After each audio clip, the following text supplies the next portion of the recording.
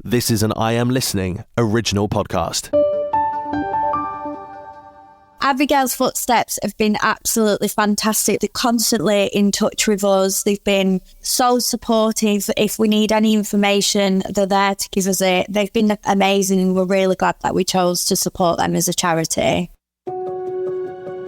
Welcome to Series 2 of A Journey with Abigail's Footsteps, a podcast about the difference this baby loss charity is making to lives across the country. I'm Nicola Everett, a proud ambassador of Abigail's Footsteps, a charity that supports families at the most difficult time and provides training for healthcare professionals. Sadly, in the UK, it's estimated that 1 in 4 pregnancies ends in the loss of a baby.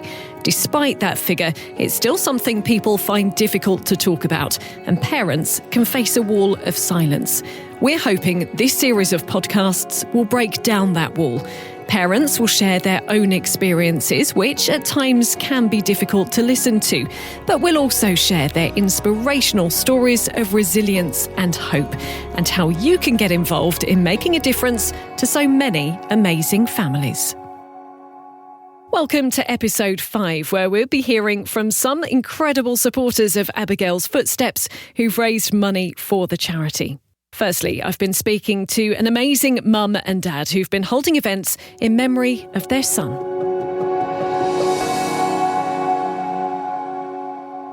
Emma Holt and Niall Cowperthwaite join me on the podcast. Thank you so much to both of you for chatting to us. Emma, would you mind firstly telling me a little bit about Marley James? Yes, we went for our 20-week scan. We were a bit naive, really. The main thing we were thinking of is, I wonder what sex he's going to be. Is it a boy or a girl? So we were totally naive. And when we went in there, they highlighted to us that they thought he only had 2 heart chambers and not 4. So we were just so shocked. We didn't have a clue what to expect. They just took us in like a counselling room, it was called, and we just got in there and we were just like in total shock, weren't we? There's just a box of tissues there and we were like, oh, this doesn't sound good whatsoever. And then the consultant came in and sort of basically said that they can only see 2 heart chambers, not 4, and that they'll refer us over to Manchester Hospital. So we had to wait about a week for that appointment. So that was awful because, you know, it's like you look online and it's like, oh God, what's happening? So we went to Manchester and they confirmed that basically he had hypoplastic left heart syndrome, it was called. So there was the chance of maybe 3 lots of open heart surgery from being newborn. However, his veins were all in the wrong directions going to his lungs and stuff. So that did make it slightly easier for us because they kind of said that there isn't really anything they could do to save him. They didn't think the surgery would help, would do anything. So yeah, they told us that, well, they didn't tell us, it was our decision, but it was best to end the pregnancy. So I gave birth to him at about 23 weeks in hospital. So it was just such a whirlwind. We didn't expect anything like that to happen. We've already got 2 healthy children, so it was just a massive shock. Niall, how did you feel during that time trying to support Emma, but also to deal with the shock of that yourself? Yeah, like Emma said, it just came out of nowhere, really. You don't really expect it. So yeah, it was a really, really tough time for us both. We both had to come together as a team, really, and support each other to try and get us through it. We've got great family and friends as well. They've been absolute excellent support. So we've kind of come out the other end, haven't we, with it all, so... But crucially, you were able to spend some time with Marley, weren't you, because of an Abigail's cooling cot, is that right? Yeah, we were, yeah. So when we went into the hospital, we didn't know what was going to happen, really. We didn't know whether they'd take Marley off us or what was going to happen. So the cooling cot was there and Marley was able to stay in the cooling cot, and that obviously gave us that extra time to spend with him. So we're forever grateful for the cooling cot. When we looked online, didn't we? We looked online to see what the process was, and it said on there that really have about 4 hours. So we were like, oh wow, we only get 4 hours with him.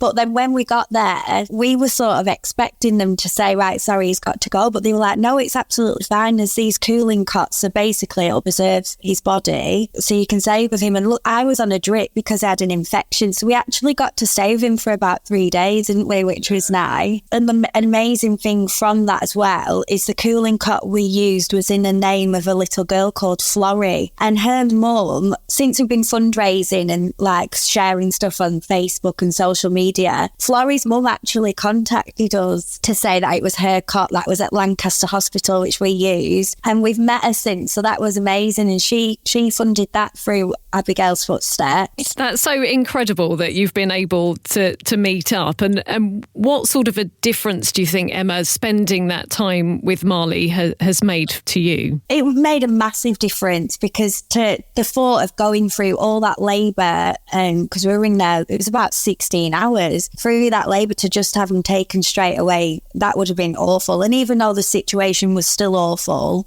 it was so comforting that we actually got to spend a bit of time. We got photographs of him. We managed to get his hand casts done. They're amazing in the hospital, weren't they? They took his footprint.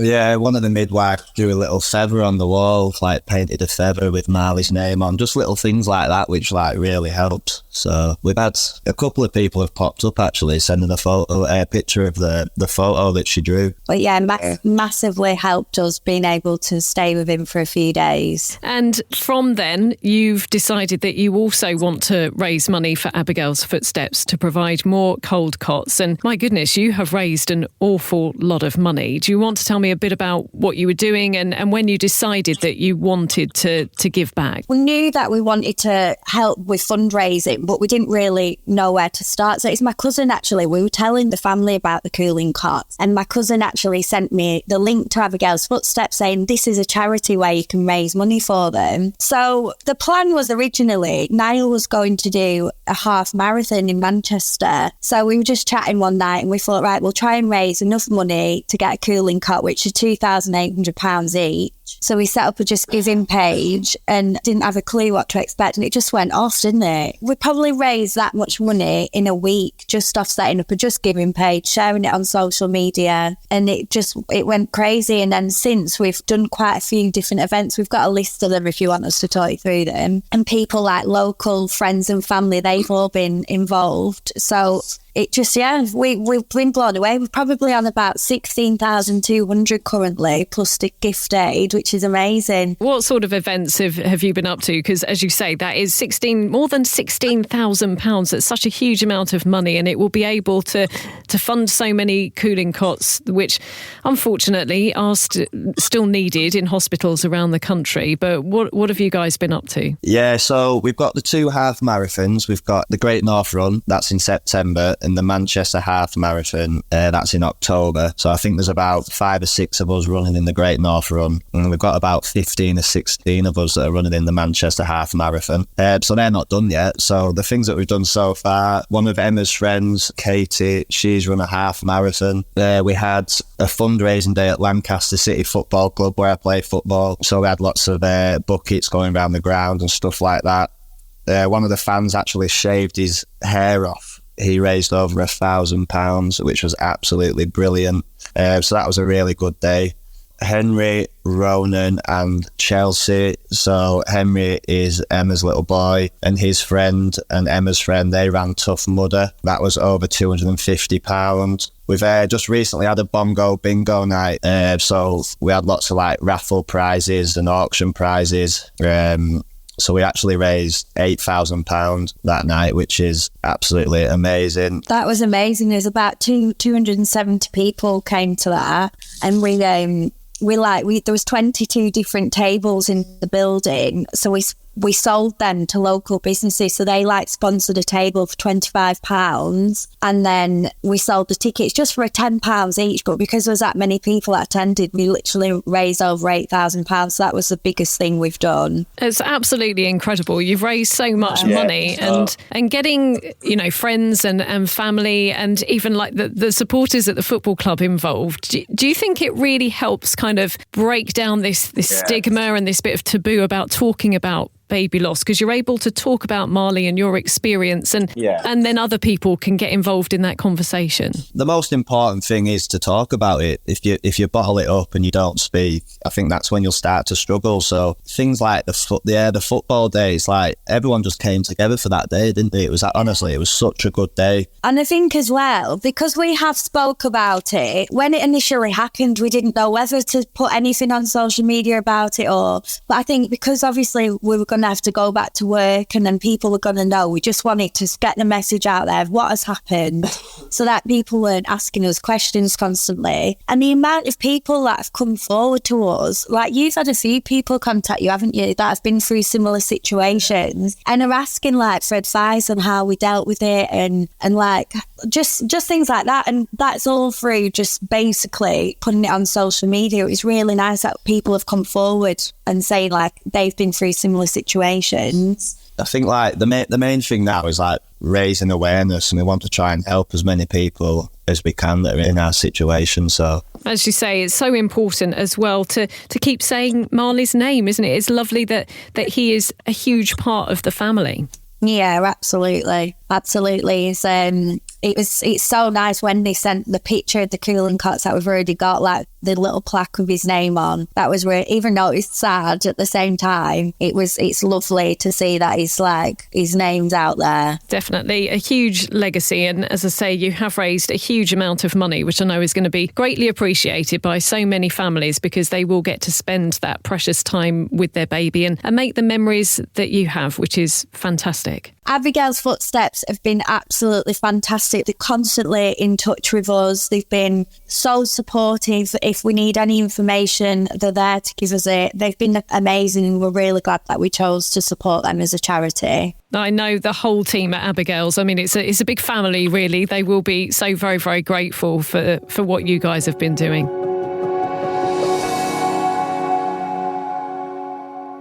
Andy Purvis is my next guest. He's taking on a huge challenge for the charity. Andy, thanks ever so much for joining me on the podcast. You're welcome. Firstly, I guess, can you tell us what you're doing? We are rowing the Atlantic. We're leaving La Gomera, a little island just off Tenerife, on December the 12th, and rowing 3,000 miles to Nelson's Dockyard in Antigua. Wow. I mean, most people will come up with a fundraising challenge and they might say, I'll challenge myself to a half marathon or a marathon.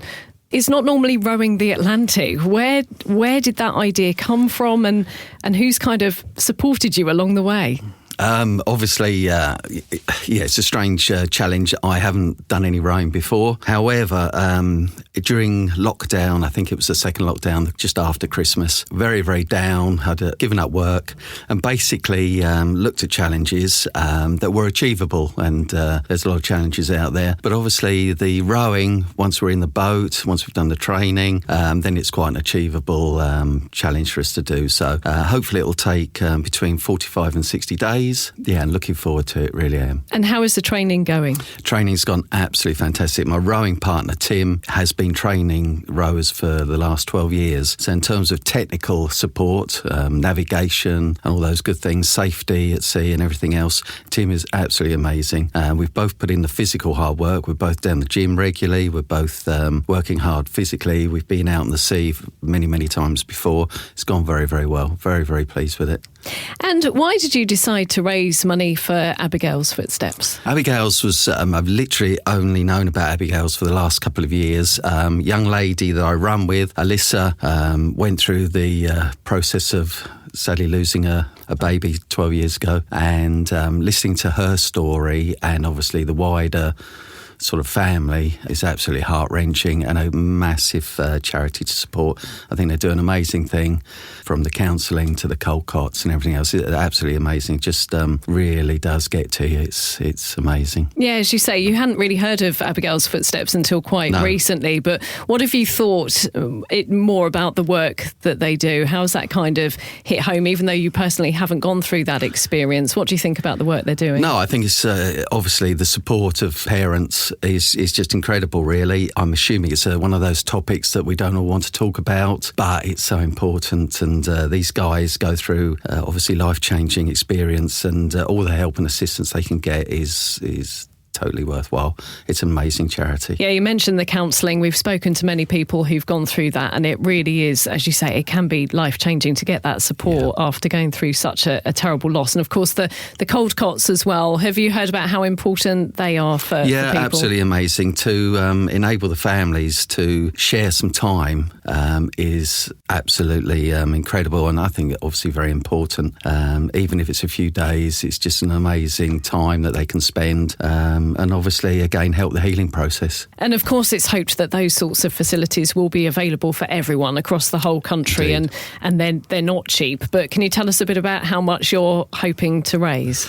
Well, we're hoping that we've raised at the moment, we've split our fundraising between Dementia and ABIGAIL'S, and we've raised between the two of them just short of £8,000 at the moment. Obviously it's fairly slow because the race isn't actually starting till December, so we're hoping we'll get some traction a bit nearer.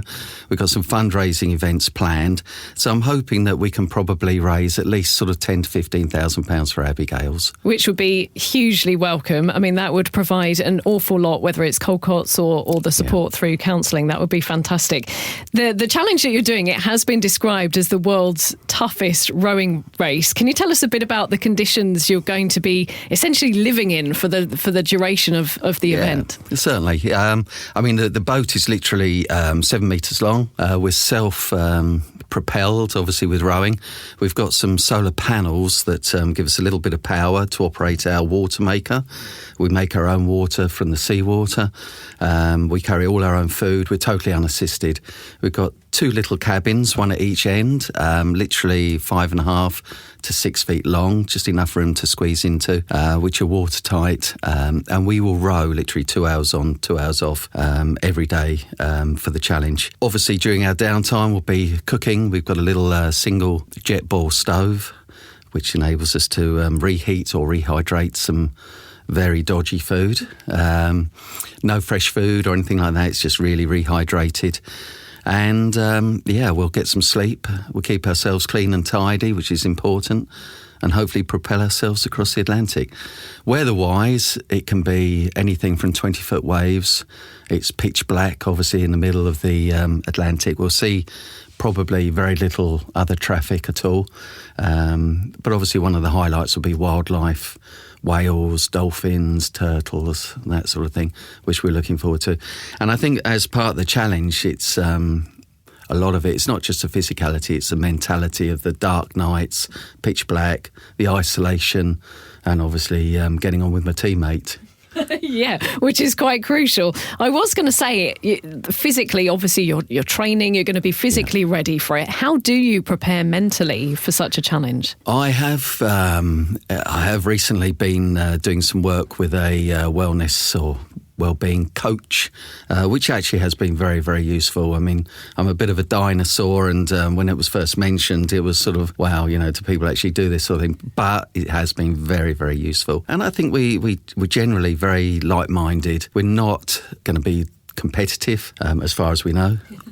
We want to treat it as a challenge and something that we look back on with fun and great memories, rather than missing the fun aspect by being competitive. Of course, we're all very reliant on our modern technology nowadays, always on our phones, checking our emails or social media. Will you still have access to things like that to keep in touch with family back home? Sadly, yes, we will. Is that a good thing or a bad thing? Sometimes you want to get away from the day-to-day traffic and noise around you. However, we do have satellite phones which enable us to keep in contact with the safety crews, and there'll be a daily phone call to make sure, obviously, we're all well. There's also the ability to actually send some pictures out. So hopefully we'll be able to put some updates on our website as and when we travel. What have your family made of all of this? It's quite a thing to take on and to leave them behind, isn't it? To be fair, both our wives, and especially mine, because this is now the 3rd year of training and planning, has been super supportive. And I think without that support, it would be very, very difficult to actually do the challenge. It's extremely selfish to be doing this, in the fact that obviously the wives aren't directly involved. But the support of the wives and the children, everything has been absolutely great. And they're going to be tracking your progress when you're away, as I'm sure will the team at ABIGAIL'S. Have you had much time to chat to them, and what have they said about what you're doing? Yeah, I mean, obviously I've had some, I did a run recently for ABIGAIL'S and met the team, lovely people, obviously. I see Alyssa a couple of times a week. We've got some fundraising things coming, a race night for them, and we're doing a golf day and a few other things. So again, yeah, they've been super supportive. They've actually been really supportive from a charity point of view. So thank you for them as well. And we've got a donation bucket down at Teignmouth. Hopefully that's raising a few money, some cash every time people walk past the pub in Teignmouth. So that's all good as well. I think a lot of people, when they get involved with the charity, they say they end up feeling like part of a family, and it's a family that's growing. There's more and more people getting involved, but once you do start to do bits and pieces for them, you're hooked, really. You are exactly right. Totally hooked. It's just an amazing charity, amazing supporters, amazing people. So why wouldn't you? Absolutely. Well, look, importantly, where can people find out about your challenge and make a donation? Yeah, lovely. Thank you very much. So we've got a website. It's called OAR Mighty Mates, which is OAR. It's not all. It's OAR Mighty Mates. That's our website. And on there are a couple of links that you can go to and donate to ABIGAIL'S. Lovely. Andy, all the very best for your challenge. It is an epic challenge. We wish you all the best. I'm sure we'll find out how you get on. But thanks ever so much for joining me on the podcast. And thank you very much. And thank you for your support. Much appreciated. Baby loss charity ABIGAIL'S Footsteps offers counselling for grieving parents and specialist bereavement training for midwives and healthcare professionals. With compassion and care, ABIGAIL'S Footsteps has provided solace to countless bereaved families across Kent and the UK. Their Abbey cooling cots have allowed hundreds of parents to cherish precious moments and make memories with their baby, additional time they thought they might never have. Your generous support, help and donations will make all the difference in enabling this incredible Kent charity to continue their invaluable services. To learn how you can make a meaningful difference and support ABIGAIL'S Footsteps, visit their website at abigailsfootsteps.co.uk. Keeley Lengthorn is one of ABIGAIL'S Footsteps ambassadors. She started by telling me about her baby loss experience.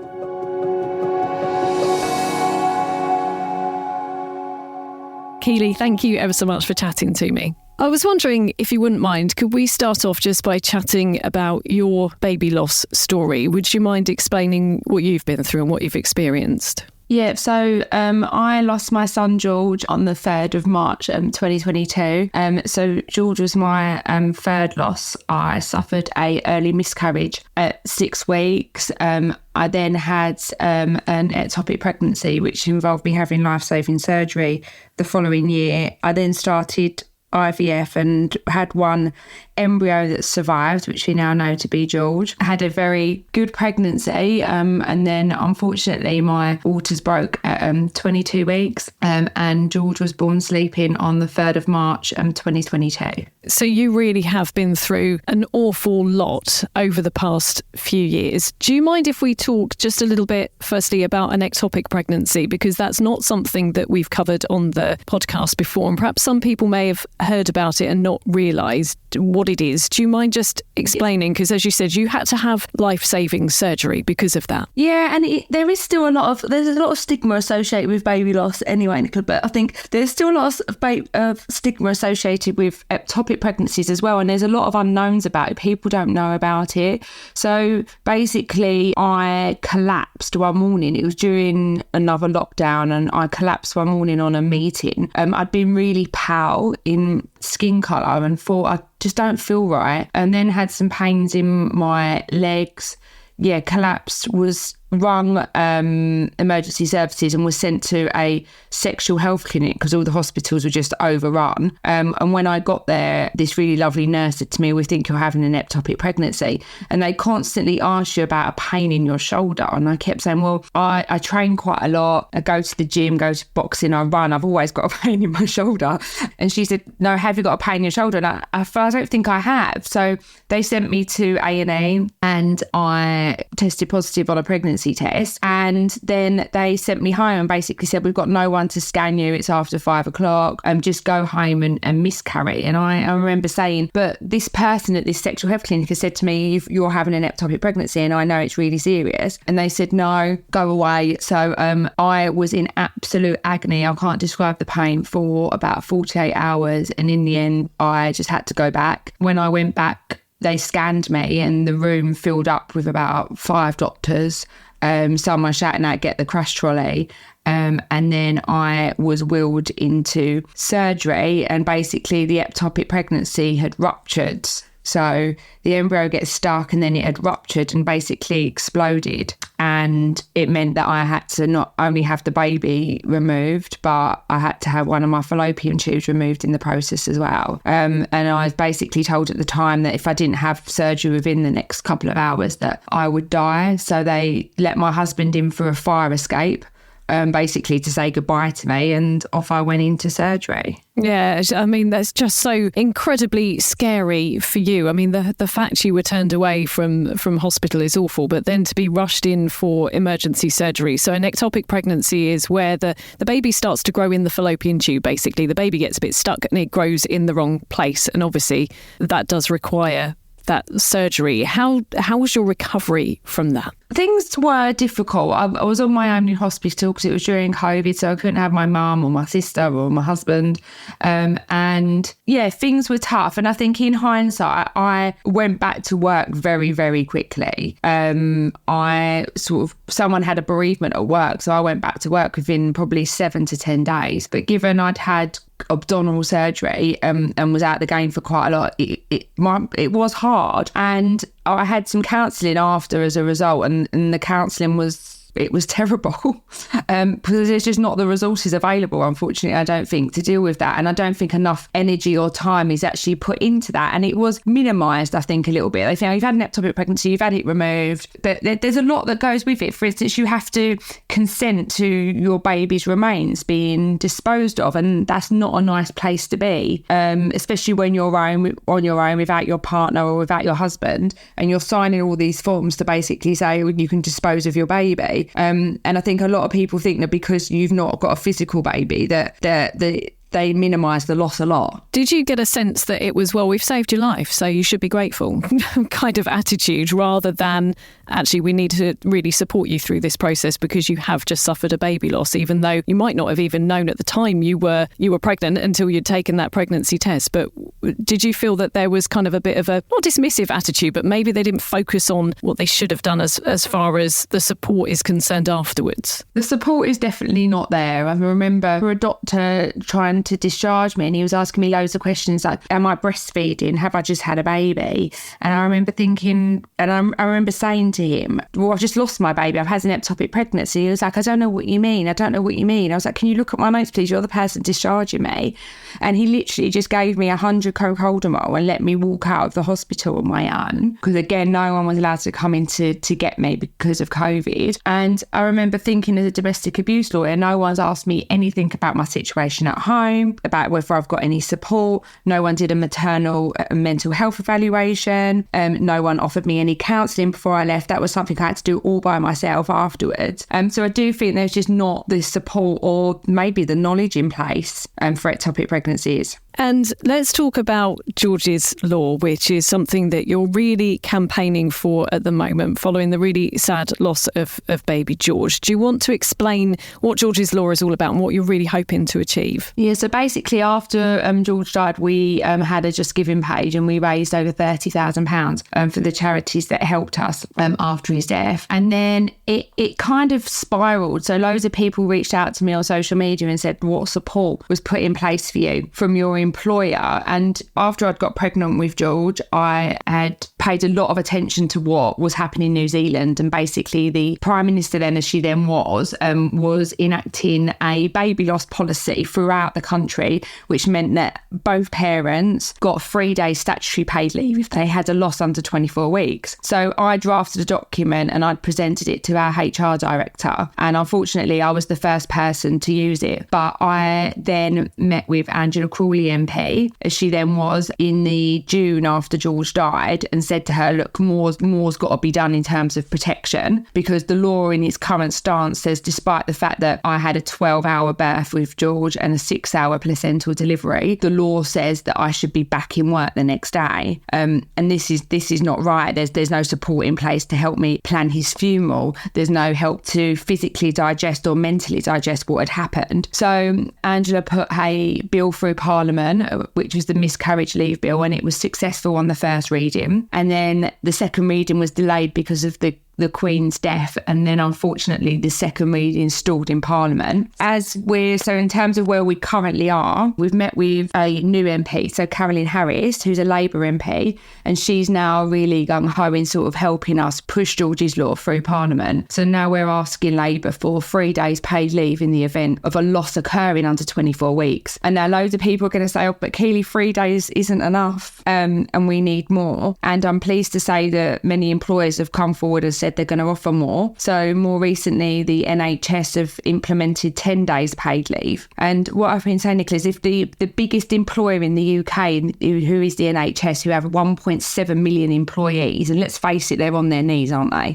If they can do it, and if they can offer 10 days paid leave, then so can every other employer in the country. Isn't it incredible to think that it's not a thing? I mean, it's just so shocking to me that all that you went through, that you spelt out there, and you would have been expected to go back to work the next day. I mean, it just seems unbelievable. And there are people going back to work. Like, if you think I had to leave George at a mortuary at 9 o'clock on Thursday night, and then the law says I'm back in work the next day, there are people going back to work. There are employers out there who say, you have to come back to work tomorrow. And it's not even just me, it's your partner as well, and the strain on them.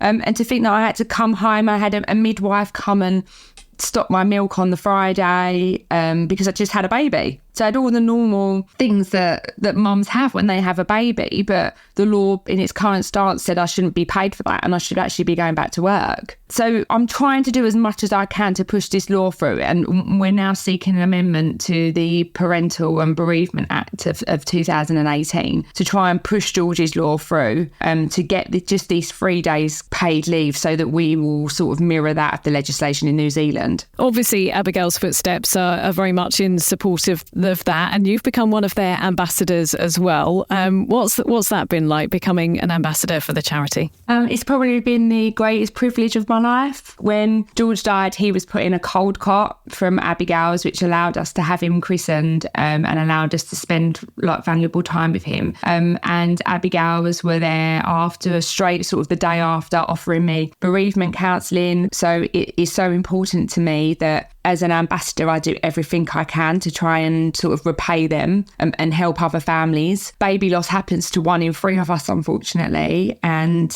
for there to be just this one service in the whole of Kent, it's cringeworthy, really, and there's not the services and the support available. So ABIGAIL'S just do a fantastic job, and it is a great honour to become an ambassador and do everything I can to try and help them. And you really do go above and beyond, don't you, as far as your fundraising is concerned? You are full on committed, Keeley.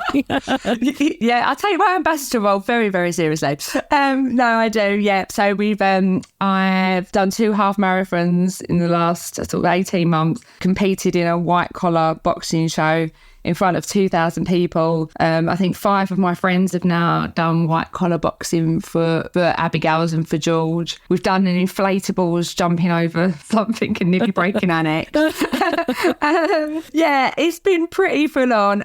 My previous firm kindly donated a massive amount of unclaimed funds within our law firm to ABIGAIL'S to help them. That was so generous of the company that you work for to make such a donation. I guess other companies can do similar sorts of things for ABIGAIL'S, can't they?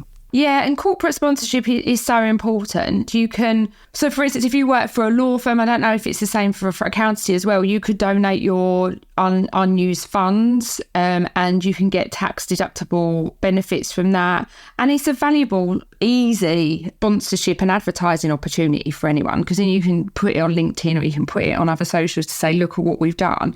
It does great for your brand, and it would really help Abigail's in the long run. I think I've raised nearly £100,000, which it's just, I mean, it's just staggering. I know you're a lot faster than me on the half marathon, that's for sure. I don't know about that. Don't you feel like when you kind of, I mean, everyone says they wish they'd never heard of Abigail's because they don't want to have experienced what they've experienced. But when they do, you suddenly feel like you've been enveloped by a whole new family.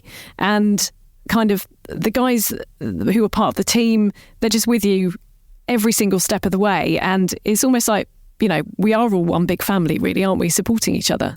We are. And they've been, I know it sounds really corny to say it, but I would say that they've saved my life. And if I didn't have that support in place after George died, and still now, then I don't know where I'd be. Like, it's not just, oh, George died 2 years ago and so off I go on my merry way as an ambassador.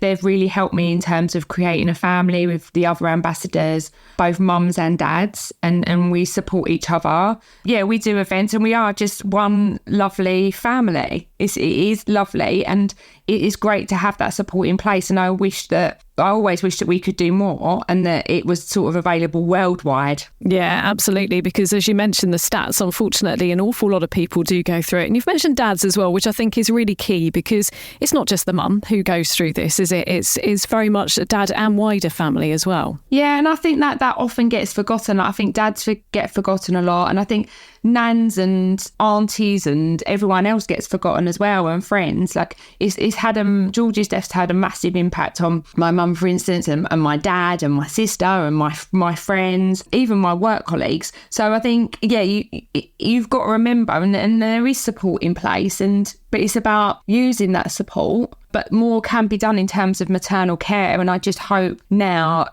more is being done, and we are talking about it more, but there is still this stigma attached. But we need the government to implement George's Law, so we've got that bit more extra support in the workplace. In particular, I've developed a national training programme for employers to use when they get that call, they get that WhatsApp message saying that there's been a loss. And so it's important that everyone accesses that and develops that and uses every resource possible. How much would that mean to you, Keeley, to have George's Law made law and for his name to be part of that? It would mean that all this sadness and all this heartache hasn't been for nothing. And it would mean that George has a legacy that can help not hundreds, not thousands, but millions of families going forward, because it's tough. It's tough going back to work after you've had a loss, no matter what your job is. And it would mean that, yeah, that support's in place and that George has a legacy and that continues to help others. Keeley, you really are inspirational, and you've been through such a lot. I just want to ask how you are at the moment, because you're doing loads. You've run half marathons, you've done your boxing, but you have been through a lot. You said you've had some counselling, but how are you at the moment, would you say? Yeah, I would say I'm in a really, I'm in a good place, and I'm probably in the best place that I've been since George died. But that's been through a lot of hard work, a lot of talking, and a lot of support. Like, I do still reach out to ABIGAIL'S and to my counsellor if I'm having a bad day. But yeah, life's good and I'm feeling more hopeful and positive, I would say. That's fantastic to hear. Keeley, thank you so much for being on the podcast and sharing your story. I know it's going to be a huge help to an awful lot of other families who unfortunately have to go through baby loss. But the work you're doing now as an ambassador with ABIGAIL'S is fantastic. So thank you ever so much. Thank you. A massive thank you to all of my guests who've raised so much money for ABIGAIL'S Footsteps, which will support bereaved parents and fund vital training. Thanks for listening to A Journey with ABIGAIL'S Footsteps. If you'd like more information about ABIGAIL'S Footsteps or how you can make a difference by supporting or donating, please click abigailsfootsteps.co.uk or follow us on social media. This has been an I Am Listening original podcast. For more information, head over to our website, im-listening.co.uk.